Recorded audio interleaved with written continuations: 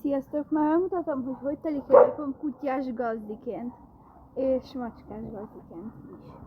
Ugye nekünk van 4 kutyunk, és 2 sziszunk. Úgyhogy először a macskákat nézzük.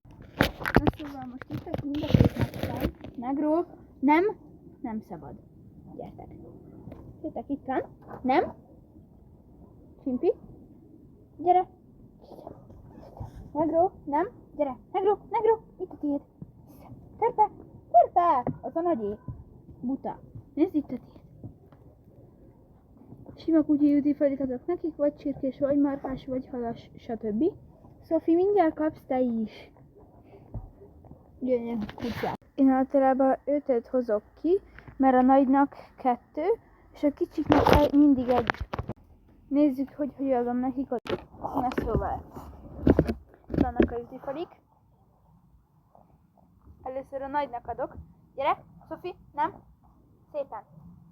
Hogy kell szépen viselkedni? Videóban miért nem tudod megmutatni? Gyere. Jó kislány. Oké? Utoljára adok a legkisebbnek. Gyere, itt van még egy. Mert ugye ő kisebb testű, és hát ő most is nálunk a legkisebb.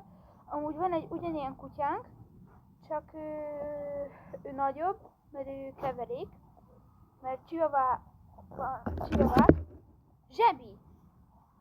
Meg van egy tacsink, meg egy labrador német irasz keverékünk, úgyhogy igen. És a kis Chihuahuának azért adok utoljára, mert neki el kell törögetni. Na nézzétek! Na! Zsebi! Hopp! Ügyes! Bogyó! Hopp gazdira! Nem úgy? Nem? Szofi, nem! Hopp! Bogyó! Hopp! Szofi!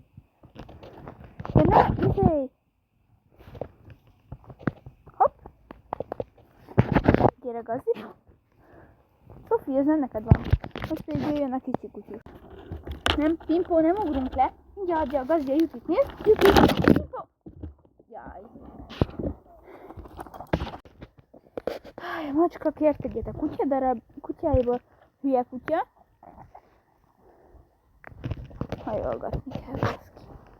Tálok hajolgatni, főleg mióta megfájdult a derekam.